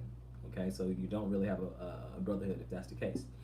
A brotherhood should have a father figure, okay, in the brotherhood. Yeah, like I said, you're either going to have that or like we have the collective. Yes, as long as the children consent by the time they are adults. Yeah. As soon as if they consent, that again. Thank you, brother Yassine, because this is not forced. Not forced. It's arranged, not forced. There's a difference. Okay, no shotgun weddings over here. Okay, it's not forced. All right, but I don't want some young man practicing on my daughter. You break it, you bought it. So. Okay, a son should want to heal the broken lineage. That's what I want to do. I want to heal that broken lineage and stuff. That's why I submit myself, to TBIC or whatever, because they should want the best for me, right? Like I want the best for them, they want the best for me, right? So iron does truly sharpen iron. We get better with each other. Okay. A man should allow, okay, in my case TBIC, to correct and rebuke in order for you to redeem your family line. Of course, you have someone out of mouth of 2, 3 witnesses is a matter established. So if I got 4 brothers, testifying of my character, okay, and being a patriarch, being a husband, being a provider, if I have 4 other brothers testifying of that of me, then the matter is established. Okay, the matter is established. Does that make sense? Does that make sense at that point?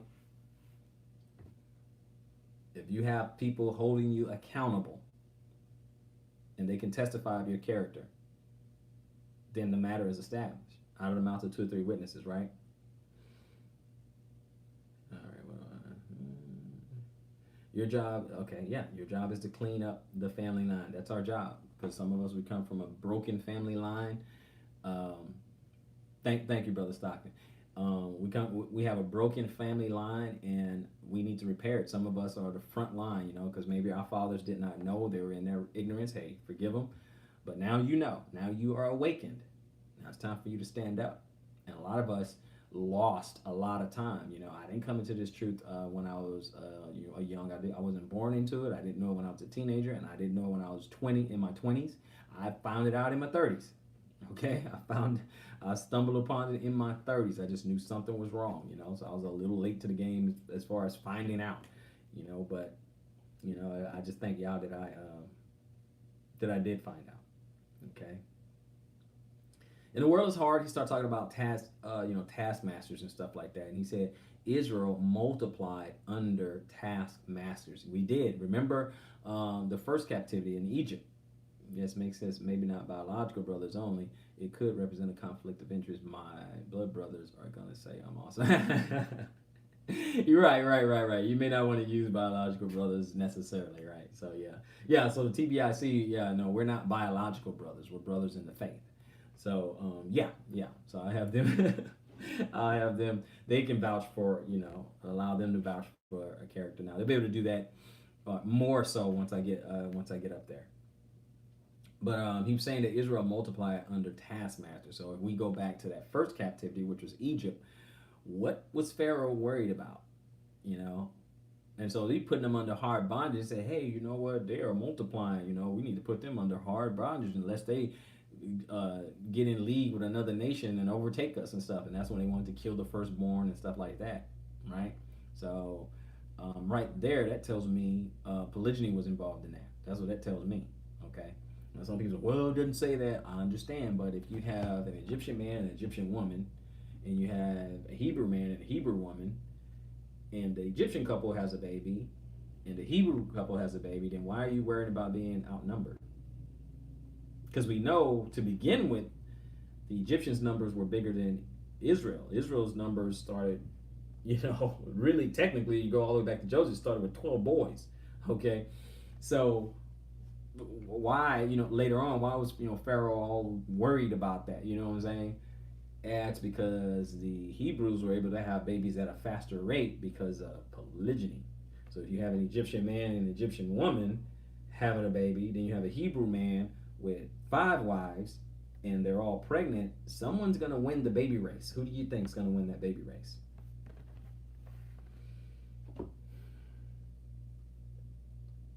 Okay, so. All right. So, yeah, it may have to get worse. He said it may have to get worse in order for us to get this principle. And absolutely. The polygyny, exactly. Okay. So, switching gears, he said the church isn't producing righteous fruit. The church itself, the congregation, is not. Come on. Let's be honest. The church, come on. The church is not building patriarchal family. They're not producing fruit. Okay, they're producing, for the most part, wicked or deceived people. That's really what it was. We used to be. We say this because we used to be one of them, right? You say they are not producing patriarchal families, righteous children, or tribe. They are not. Churches are not in order, nor are they trying. They're not. They like the numbers. All they care about is the tithe and the numbers and that feel good, sermons, things like that. They're not interested in telling you the truth. They're not interested in telling husbands to stand up and be husbands, be patriarchal. They're not interested in telling wives to be submissive and assimilate. They are not interested in that, okay? They're not going to tell you that. They don't care. They could care less, okay? They could care less, all right? They are not trying to hear that, okay? Said churches are not in order. They're not trying. They are not teaching biblical roles. They're not. They're not touching on it. They're not. They're teaching Roman marriage. That's what they're teaching. Okay, everything that we do, I'll prove it to you. Everything that we do in marriage, every tradition that we do before you step into this truth, comes from Rome and Greece. All of it. Okay, just the whole idea of strict monogamy came from Rome. Okay, the traditions of freezing cake and putting bride and groom on top of it and all that comes from Rome. Okay, the garter belt around her thigh and all that comes from Rome. Everything we do in marriage, traditional marriage today, Western marriage today, comes from Rome or Greece or something like that. Everything we do, all of it. Okay, all of that, all those vows and everything, that's not in the Bible. None of that stuff. This idea, getting a marriage license, that's an American concept. That's not in the Bible. So everything that we do, all of it, comes outside of the Bible. So no, the church is not, no. The whole idea of the church even getting into your marriage Okay? In most churches I've seen don't preach the Bible. Exactly. They don't preach the Bible at all. Okay? So, no. The church, they're not trying to hear everything. All this, it's the church is doing that. Everything we're doing, Rome and Greece, is just, it's no part of that. None of that stuff is in the Bible. Okay? The whole marriage license and all that. We know misogyny laws and stuff like that. We know that. We know what's going on. So you go into the church. You go to the church, you're gonna get lost. Okay, you go to the church, you're gonna get lost. If you stay in the church, you're gonna get lost. Patriarchal man is to set up for their sons exactly a garden, just like the Father Yah. We are supposed to set up a garden and provide. And a patriarch is to leave an inheritance for his children. A wise man, a just man, leaves inheritance for his children's children. And we read that story of Ahab and Jezebel, where he wanted to buy the land, from his Hebrew brother, whatever. And he said, I can't sell my inheritance. Of course, Jezebel later killed him for it and gave it to Ahab anyway. But he said, I can't do that. I can't sell my inheritance. So are we getting that? We understanding that? So it is to set up. He said, so are we wrong for getting the marriage license, the ones that already have done this in the Americanized system? Are you wrong? That's a good question. No, you're not wrong. You are not wrong. We did according to our knowledge. Okay, we did according to our knowledge. So, because I had one at first, and then I got rid of it. Okay, I don't believe in the marriage licenses, but I got rid of it. I'm still with my wife, but you can dissolve that relationship. You can say, and I'm not telling you what to do. I'm just telling you what I did. Okay, that's first and foremost. Okay, seek counsel, get a lawyer, whatever you need to do. I'm just telling you what I did. Okay, so I got rid of it because it's a third-party contractual agreement between me, my wife, and the state. I wanted the state out, so I dissolved that. We no longer have an agreement, right?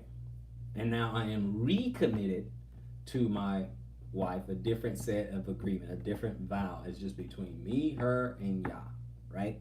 Because what happened is that our society has tricked us into thinking you're not married unless you have a license. So how do you get? I got a divorce. I got a paper divorce.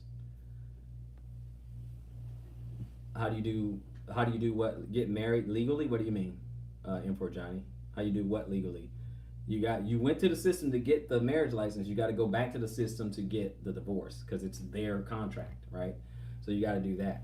The divorce, yeah. You divorce. You don't want to be married anymore. You go get a divorce. Yeah. That's how you get it. You went to wherever you went to get the license, and then you got married. You can go back. Again, this is what I did. I'm not telling you guys what to do. Okay, I got rid of the license. Okay.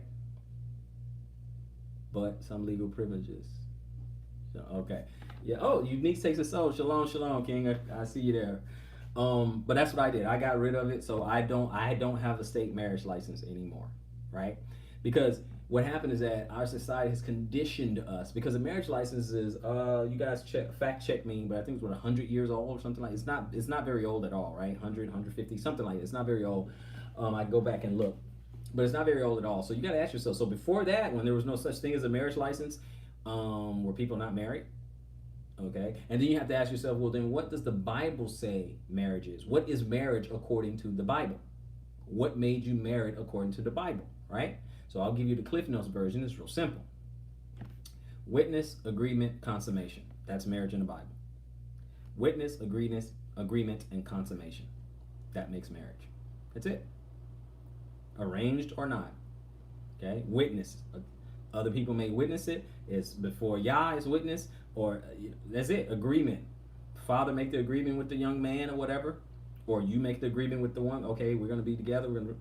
That's number 2. Step 3, consummation. That's it, and you're married, biblically.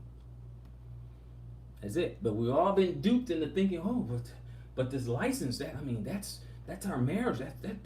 That's what's keeping us together. 65%. I'm going by Tracy, Sister Tracy. 65% divorce rate. These are marriage licenses. So I don't know about that. I don't know. So he said at least 5 acres per son. You want to get at least 5 acres per son you have, okay? Which I think is a good little, to figure out, what you want to do. But you want to have at least 5 acres per son. And patriarchs are being groomed by patriarchs are groomed to be patriarchs by patriarchs. Raise up a patriarch and fellowship with patriarchs, and process them, okay, like the fatherless or something, to become patriarchs, like men. Because righteous men are becoming rare commodities. We got to process all these young men, those who may not have a father or whatever. You got to process them, okay? So at least 5 acres per son that you're going to have.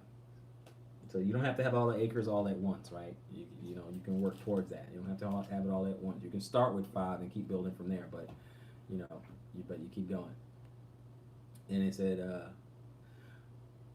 what are you afraid of that would operate against your own best interests? This is when Imogena was talking to the women.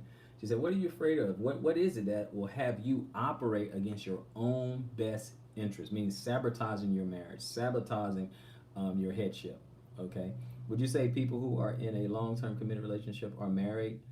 I would say yes. I would say biblically yes, because those 3 elements if those 3 elements are present, mean obviously they consummated, obviously they have agreement, and obviously they have a witness. They have witnesses. People see that they are together. Or the Most High sees that they are together. So if you have those 3 elements, when we look at the Bible, when we see marriage, witness, agreement, consummation. That's what we see. So yeah, people in a long term, what they call common law marriage and all that other stuff. Yeah, you're married. You're married. Okay.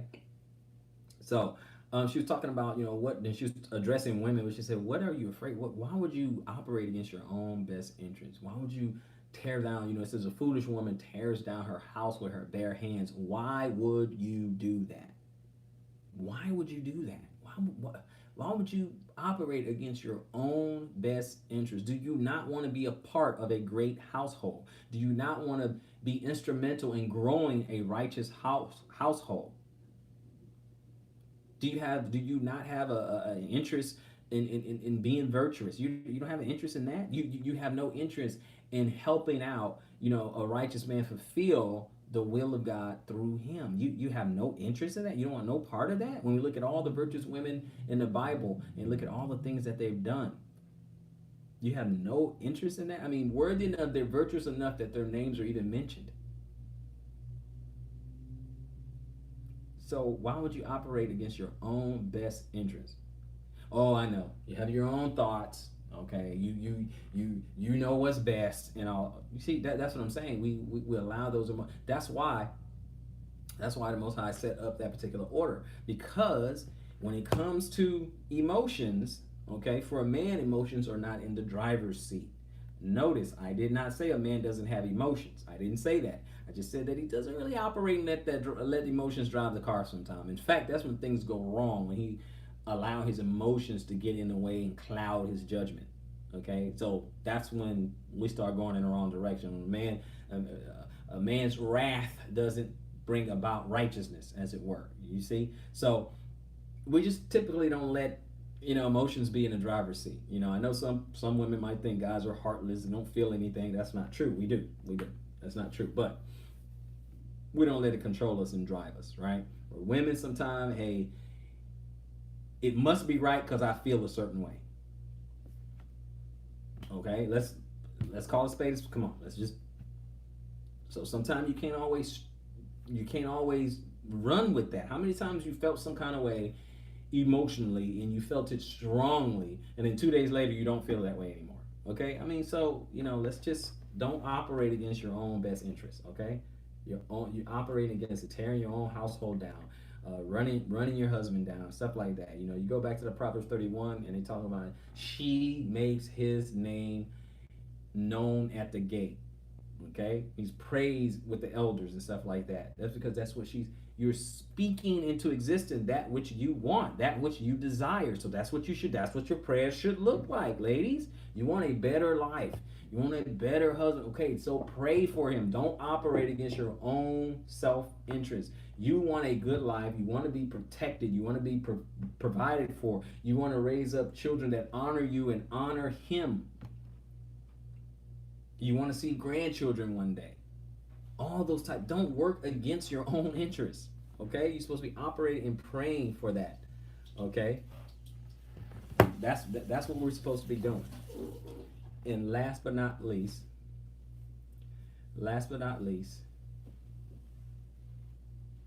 polygyny.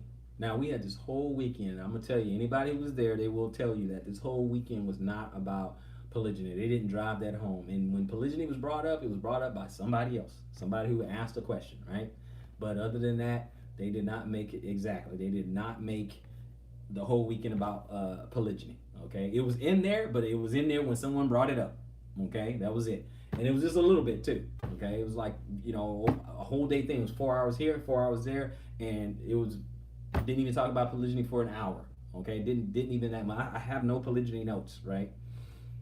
It's involved. It was kind of a back note. It's kind of just a vehicle in order for us men to bring about family. He said polygyny is for patriarchs to produce superior men. And I like how he was telling a story about how, you know, he tried to bring up some righteous sons, and he have some birthday twins, right? Just some kids that came from two different mothers, but they were born on the same day and stuff like that, that they have a closer relationship than the children that came from the same mom, right? So, you know, it's just different things. Then he said, you're raised with women, talking about homeschooling, your sons are raised with women nurturing and looking after them, okay? And helping them become young men and loving, and pointing all that love and affection back to the father. Point all that to the love of the father. In the world, when a woman is upset, what does she do with the child? She runs the husband down. I said in the world, she runs the dad down, and so the kids see that and pick up on that. Runs him down. Oh, he's no good. He can't do this. He don't do that. Da da da. I'm your mama. I'm your father. I do everything. You know, all that stuff. Then because if they're not together, she feels some type of way because the child may feel something for his father or her father or something like that. Then the mom, the custodial parent, gets all upset. Like, I'm here. I'm the one doing everything. He's just over there. You know, they feel some type of way. You see what I'm saying? So all that's supposed to be turned towards the father, and then the father turns the child's affection towards mom and like, hey, you know, this is your mother. Right? So now you have honor thy mother and father, but you're supposed to do it the right way. Do it the right way. You see, so when we honor and we want to turn our affection towards the Most High Father, we do it through the Messiah, because he said, you know, if you have me, you have the Father. You don't receive me, you don't get the Father, right? So we got to look at things like that. Are we tracking so far? Give me 100 if you're tracking. Give me a 100 if you're tracking what's going on. Let me see. And so he was talking about superior men. So imagine you have young men growing up, okay? You have young men growing up where he sees righteousness and he sees virtue in what? His mothers, and he sees righteousness and virtue in his sisters. And chances are, now, you know, people, you know, the mind mess with you, but chances are that young man is going to go out and look for someone just the same. Going to look for a wife that is righteous and submissive, just like his mom and his sisters. He meets a woman who's all in his face. Yeah, he's probably not going to go for that. He's probably not going to go for that. Chances are, I mean, you know, crazy things have happened, but chances are he's probably not going to rock with that at all. So that's what I'm saying. This is how we can start right now. We can start right now. If you're in your 30s and you're in your 40s like me, heck, even 50. I mean, if Father Abraham can go all the way up to 99, okay, so even in your 50s, you can start to raise up some righteous seed. You can start to do that. Start to build, okay? If religion is the vehicle for you, then that's the vehicle. If not, do it monogamous. Okay, whatever. Okay, whatever. However you want to do it, that's fine. But that's when you want to produce righteous seed, okay? And you want to produce other patriarchs because the wicked are outnumbering us. How many agree? Can we at least agree that the wicked is outnumbering us? Okay, give me a 100, a thumbs up or something, that the wicked is starting to out. Well, they've already out. They're not starting. They outnumber us. Period. Okay. How many people know that there's more wicked people than righteous people out there, right? So it's out there. We got an uphill battle, but it's a battle that we know whose side we're on. We know whose side we're on. We're on the side. Yeah, they outnumber us, brothers and sisters. Big time. They outnumber us. And so that's what this is about. This is about biblical marriage structure. And really, it's you could say it's repairing a breach because a lot of us are hearing this type of information for the first time. Okay, never heard it from the first time. And I got to tell you guys, it was very, very biblical. They say something, I can go kind of find it. I can find it in the Bible, right? A lot of it was in Genesis, but you could find some stuff in other places too. Okay, you got to go here a little and there a little. Okay. So it was biblical. It was very biblical. Like I said, we have people in Israel, different people, different camps. Thank you, Brother Mike Johnson. Different people, and they're just really gifted in certain areas. And I just think, I think they got it right. I think the Mary tribe got it right. Very, very biblically sound in what they were conveying. So I'm glad I went. I am. I'm glad I went. It has completely had me go 180 on marriage and the whole purpose and stuff like that. Because I was on the track of, and like I said, I think I mentioned before in some other live streams. I thought from where I come from, I thought having children was a curse. I do. Okay. I thought having children was not a good thing. And yes, I had a couple of kids of my own, and no, I don't look at them as a curse. But what I'm saying is that you gotta appreciate my plight. Coming up poor in Houston, Texas, coming up in the hood in the ghetto, and what did I see all the time?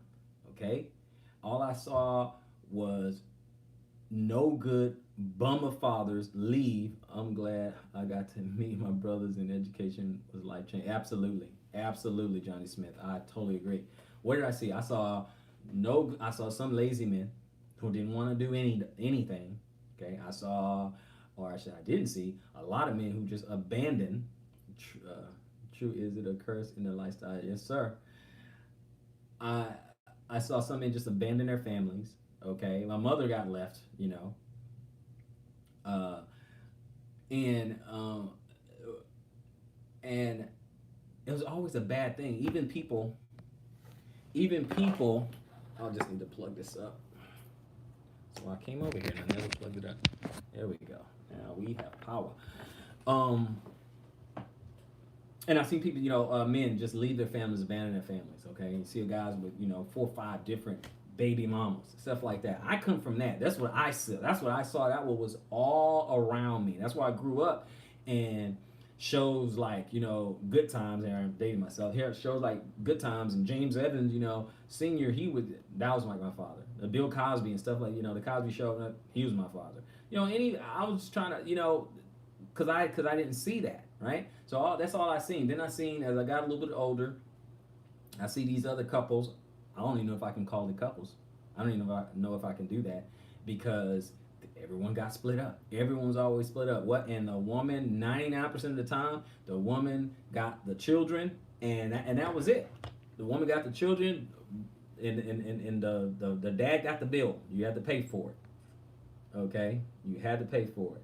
Johnny Smith says, looking back, I know my mother left my dad crazy, but a lot if men had it hard. Yeah, a lot of men, they had it hard. Okay? A lot of them, some men got ran off. Okay? Some men left, some men ran, but some men got ran off. So You know, that's that. I'm just telling you, you know, what I came up with. And it's on both sides. Like I said, I'm not saying one side was all righteous and nobody was righteous. Okay, trust me, nobody was righteous. You know, as far as polygyny and stuff. I mean, that's we have a society where having well, the Gentiles, they have mistresses, right? The Hebrews, they have side pieces, side chicks. That's what they have, right? So same thing. So this whole polygyny thing is already being practiced. Somebody asked before, well, I just don't think it's time right now, for polygyny and stuff like that. First of all, polygyny had a purpose, but yeah, it's just not for today. So I said, okay, talking about today. Let's stick there for a moment. We're talking about today. Okay, today, do we have this epidemic called baby mamas and baby daddies? Yes, check. Okay, this day, do we have guys who just abandon their children, just leave for whatever reason? Doesn't matter, for whatever reason. Do we have that this day? Are there people who have just abandoned their children? Okay, yes, check. We have that. Okay, and do we have a lot of struggling single mothers out there? Do we have that this day? Struggling single mothers out there. Okay, so then my question is, when is it time for a man to be responsible? It's not this day. It's not his time to be responsible. I don't understand that. See, that's my question. Because we're talking about all this is happening because someone is being irresponsible. So you tell me, when is it time to be responsible? Okay? So polygyny is already been done. It's done in an unrighteous way, but it is currently being done. It's not the right way, but it is currently being done. They call it baby mamas and mistresses. That's what they call it today. So it's already being done. And see, that's what I'm saying. We believe in serial monogamy, one after another. Nobody, in the Western mindset, nobody bats an eye if a guy, he gets married, divorced, married, divorced, married, divorced. They might say, he don't know what he's doing. But he didn't do anything wrong. So I can get married, divorced 5 times. Married, divorced, married, divorced, married, divorced 5 times. Now you might say, man, this dude don't know what. He don't know how to be married. He don't know how to do it. But you're not going to say he's wrong. However, if I have 5 wives, I'm wrong. If I have 5 wives, these 5 women have children from me. They have children from me, and I'm taking care of them. We all live together. I'm taking care of them. I'm wrong. But if I have 5 baby mamas, I'm okay. Or if I married, divorced. So we love serial monogamy. But we hate polygyny. We hate responsibility, because that's what polygyny is. Okay? It's not about pimping out women. Men, you have to work.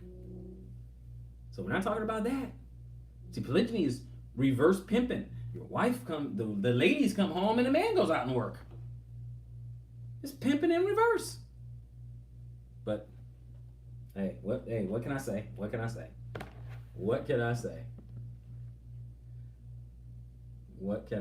So, brothers and sisters, let's see if there's any other brothers and sisters. We go out there, and that's why this whole thing, is biblical family structure, because it's time for all of us to do our part and get in our homes back in order. Because right now, you look at what we do now, you look at what lies before us now, and you have people, they're just trying to go out there and feel their way around. They're trying to, back page and hook up, with each other and all this and Tinder and all these other means or whatever. Then you end up in a situationship, and everybody always find themselves in it. They don't know what all of a sudden, person, they brought an overnight bag and they never left. So we're running around getting in situationships sometime, When is it time to be responsible? When is it time to get your house in order? When is it time to be sober about your relationships? When is it time to be intentional about the direction you want your family to go in? When is it time to do that? That's the question we have to ask ourselves. That's the $1,000,000 questions right there. When is it time for that? When is it time to play your role? And no, I'm not pushing polygyny or marriage or anything like that. I'm pushing order and structure, specifically biblical family structure in this particular video. So when is it time to get in order? That's the question we have to ask ourselves. And take a look. You guys are quiet. I'm not saying anything. You guys are quiet.